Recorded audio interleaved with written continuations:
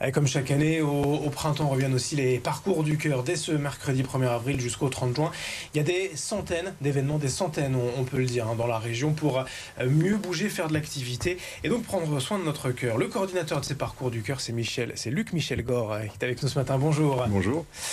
On ne le répétera jamais assez, il faut bouger pour prendre soin avant tout de son cœur. C'est un message, j'allais dire qu'on rabâche, mais c'est péjoratif, mais c'est un peu le cas en fait. Il faut toujours répéter.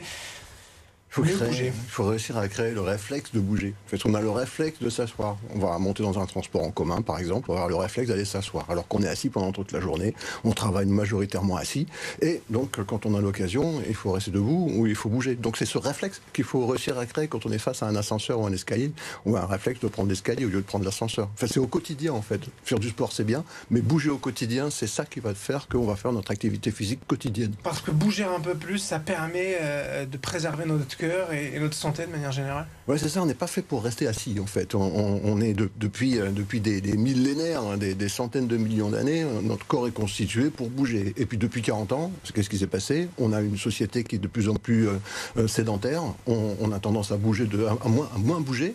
Donc il faut se faire cet effort de reprendre une activité physique parce qu'elle est essentielle à notre bonne santé. Santé cardiovasculaire, notamment on parle du cœur évidemment pour les maladies cardiovasculaires. Oui, cardiovasculaire, mais pas seulement en fait. C'est bon pour toutes les pathologies. Si vous avez quelqu'un qui va venir parler du cancer, il va dire la même chose. Il va dire il faut bouger aussi. C'est vraiment pour tout, pour la santé globale. On sait que pour la santé cardiovasculaire, bouger 30 minutes par jour, 30 minutes d'activité physique par jour, ça réduit environ 30% le risque d'avoir un accident cardiovasculaire. Mais les cancérologues vont dire aussi que pour le cancer, on a vraiment une nécessité de bouger pour notre santé. Et vous l'avez dit, il ne s'agit pas non plus d'aller faire du sport et des marathons à tout va, juste un peu d'activité. Oui, ça c'est important, parce que est-ce qu'il vous viendrait l'idée de vous brosser les dents 7 fois le dimanche? Pas vraiment. Par contre, on va faire de l'activité physique 2 heures le dimanche et rien pendant la semaine. Donc c'est exactement le même système.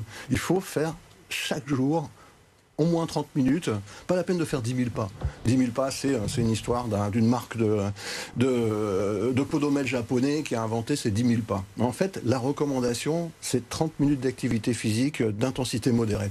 Et pas d'un seul coup Non, ça peut être fractionné. Ouais. Ça peut être 5 minutes, 10 minutes, voilà, quand on a l'occasion. Donc 30 minutes, dans l'idéal, 7 000 pas.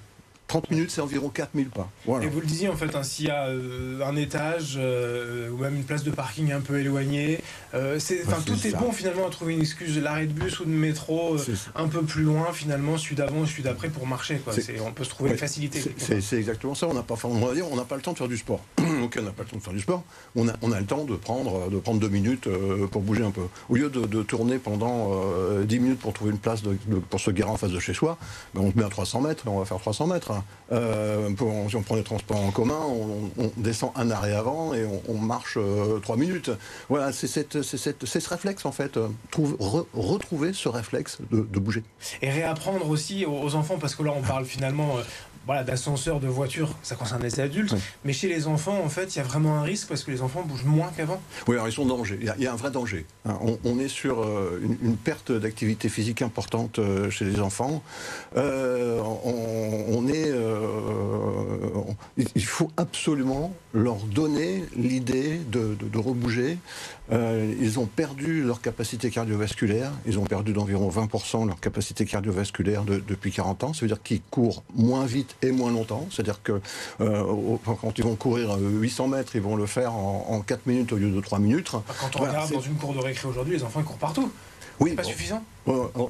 Heureusement, peut-être qu'encore dans le cours de récré, ils ont tendance à bouger. Heureusement qu'ils ne sont pas statiques avec leur téléphone portable dans les cours de récré.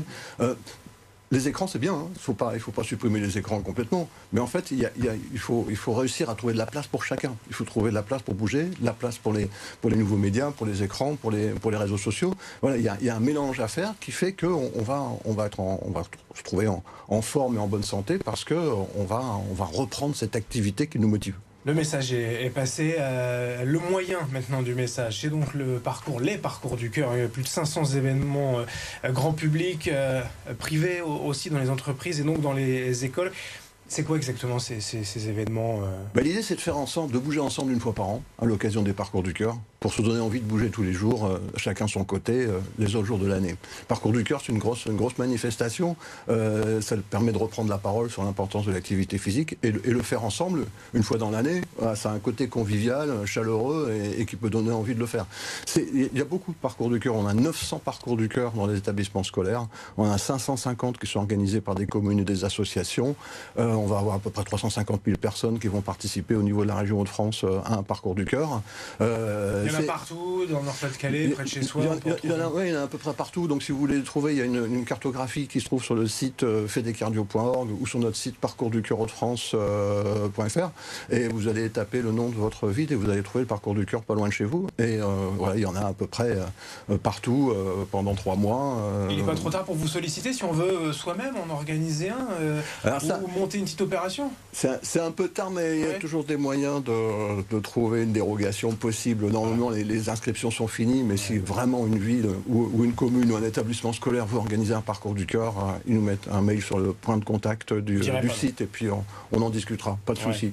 Toutes les infos sur parcoursducœur hautedefrance.fr dans les écoles, les entreprises, les communes. Ça va forcément bouger dès aujourd'hui jusqu'au 30 juin dans la région et c'est important pour notre santé, pour notre cœur. Merci Luc Michel-Gord d'avoir été avec nous, un coordinateur du Parcours du Cœur aux Hauts-de-France aujourd'hui.